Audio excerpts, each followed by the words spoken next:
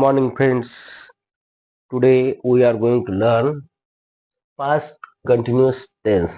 म्हणजे काय मित्रांनो, या ठिकाणी आज आपण चालू भूतकाळाविषयी माहिती बघणार आहोत. आता चालू भूतकाळामध्ये आपल्याला काय करायचं बघा, विधानवाचक होकार आणि विधानवाचक नकार या दोन प्रकारची वाक्य आपल्याला बघायची आहेत. आता बघा, एक तुम्हाला सुविचार सांगतो आजचा. Experience is a hard teacher. पहा, अनुभव असा एक कठीण शिक्षक आहे. का रे बा? कारण because she gives the test first. She gives the test first. तो अगोदर परीक्षा देतो, नंतर द लेसन आफ्टरवर्ड, म्हणजे नंतर तो आपल्याला धडा शिकवतो. बघा, विधानवाचक होकारमध्ये आज आपल्याला त्याचं स्ट्रक्चर काय बघूया आपण. कर्ता plus was oblique were plus क्रियापदाचे आयएनजी रूप हे आपल्या विधानाच्या होकारामध्ये पास्ट कंटिन्युअस टेन्सचं स्ट्रक्चर आहे. आता बघा, हे कधी घ्यायचं बघा, was were. I he she it व एक वचनी नाम असल्यास वाज घ्यावे. बघा, वाज कधी घ्यायचं? I was, he was, she was, it वाज. आता पुढे बघा, वी यू दे व अनेक वचनी नामे असल्यास वेअर घ्यावे. बघा, उदाहरण बघूया. We were, you were, they were. तर अशा प्रकारचं त्याचं स्ट्रक्चर आहे आणि त्याची वापर करायचा आहे. बघा इथे बघा, आता वाक्य आय वॉज रायटिंग, मी लिहित होतो. बघा, आय वॉज रायटिंग म्हणजे भूतकाळामध्ये वाक्य आपण बोलत असताना आपल्याला या ठिकाणी असं वाक्य म्हणायचं आहे, आय वॉज रायटिंग, मी लिहित होतो. आता दुसरं बघूया. वी वेअर रायटिंग, इथे वेअर आलं आणि कोणी असेल तर वेअर येतं, एक कोणी असेल तर वाज येतं.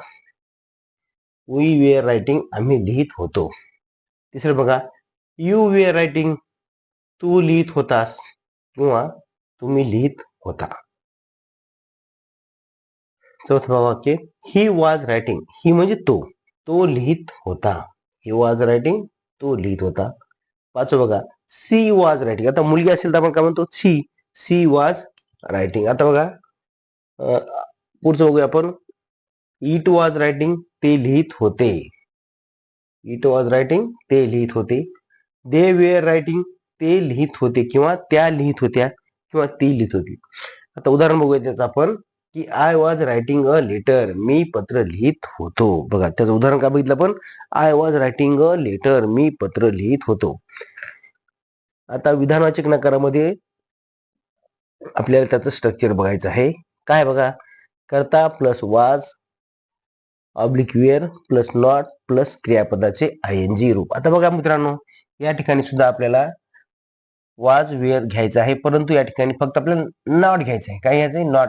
नकारार्थी वाक्य असल्यामुळे आपल्याला या ठिकाणी नॉट घ्यायचं आहे. आता पुढे बघूया, याचं पहिलं वाक्य काय बघा, आय वॉज नॉट रायटिंग, मी लिहित नव्हतो. आय वॉज नॉट रायटिंग, मी लिहित नव्हतो.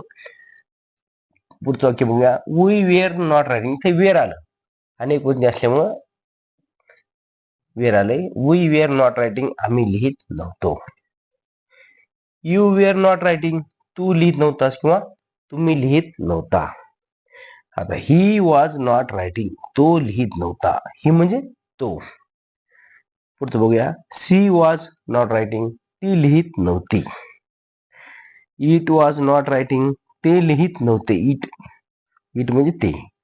दे वेअर नॉट रायटिंग, दे म्हणजे तो, ती, ते. आता ते लिहित नव्हते